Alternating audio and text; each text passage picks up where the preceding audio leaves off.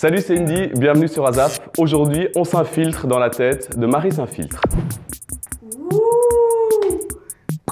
Tu as 10 citrons devant toi, ils représentent des questions des internautes. La 1, la plus cool, la 10, la plus acide. Je fais comme dans Motus. Voilà, 3. J'ai regardé. Quel est ton pire souvenir sur un tournage d'infiltration? Quand tu dis tournage d'infiltration, ça fait très porno quand même. Hein. Les pires souvenirs qu'on peut avoir avec Maxou, qui est mon associé, c'est quand on n'y arrive pas. Tu vois, j'arrive pas à être drôle, j'arrive pas à être marrante. J'en fais quoi de ça? Tu le balances là-bas, ils sont là pour ça. Ok. Tu vas piocher à l'aveugle. Marie. Ouais. Ah, trop tard. Six. Tu as pris... Pas 9. Ok. 6. Elle m'a eu. Pourquoi tu ne travailles plus avec Cyril Hanouna? J'ai essayé cette année des choses un petit peu nouvelles. Et je me suis dit peut-être que c'était le moment d'élargir le champ et de devenir chroniqueuse télé. Je me voyais un peu comme une Louise Bourgoin, Miss Météo, complètement folle, etc. Mais c'est dur en tant que Marie s'infiltre d'être chroniqueuse à un poste qui est établi et défini. T'as besoin de plus d'espace peut-être? J'ai besoin de plus d'espace, absolument. Et je m'en suis rendu compte petit à petit que Marie s'infiltre, en tout cas, dans le projet qu'elle s'est donné, on l'attend comme une sorte de folle complètement libre et qui n'a peur de rien. Et il n'empêche que dans la télé, et si en plus tu es chroniqueuse à côté d'autres personnes, il y a des codes, il y a des choses à respecter et tu peux pas faire ce que tu veux. C'était finalement une expérience qui m'a prouvé que je ne peux pas être chroniqueuse télé. Donc plus de projet de chronique télé pour Plus de l'instant? projet de télé. Papa! Elle a failli se le prendre dans la gueule. Alors, Sans attends. tricher, Marie. Si je triche un peu. Ok. 1.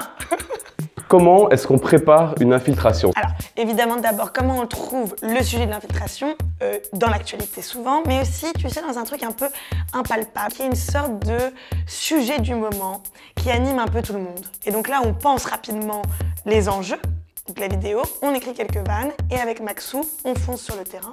Vous êtes deux? On est deux tout le temps. On se fait moins remarquer, et puis on a nos codes. Par exemple, Maxime est l'homme invisible. On l'oublie, le mec il est là, mais il n'est pas là.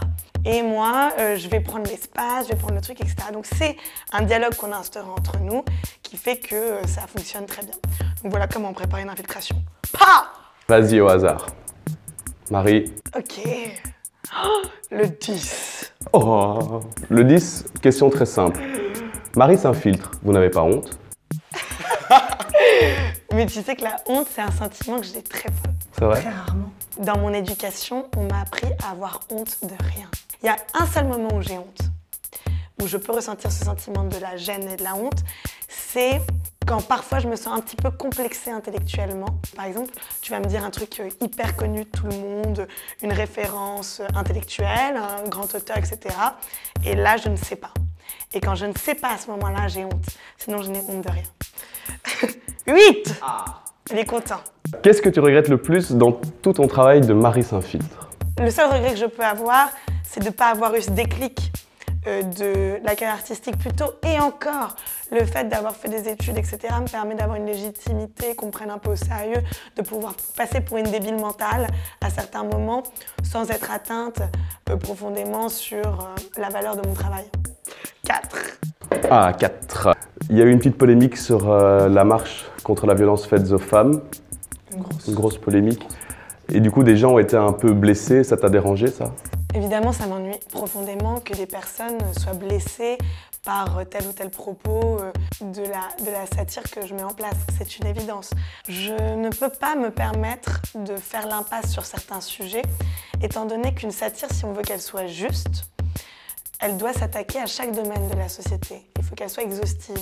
À chaque vidéo qui est postée, une personne va dire « J'aimais ce que tu faisais, mais là, ça, j'aime pas parce que ça s'attaque à moi. » Toutes les communautés vont y passer, oui, tous les sujets vont y passer. Dans une certaine mesure, je vais essayer d'être la plus exhaustive possible, même s'il n'y a aucune malveillance et méchanceté derrière tout ça. Papa! Justement, toutes les communautés y sont passées, même les Belges. Dans une de tes vidéos, tu as fait une vidéo satirique sur les Belges en te foutant légèrement de notre gueule. Du coup, qu'est-ce que les Belges ont de mieux que les Français? Bah justement, le sens de l'autodérision. Il y a une faculté à avoir une autocritique beaucoup plus large, beaucoup plus souple. On peut dire que les Français sont coincés du cul, du coup. Ouais.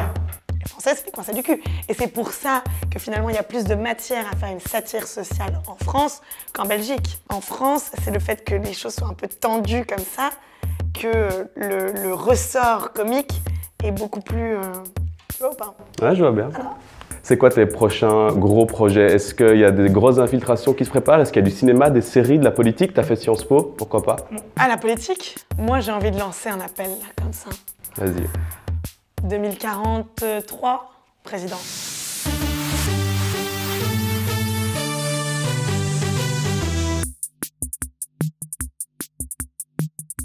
ASAP, on vous tient au jus.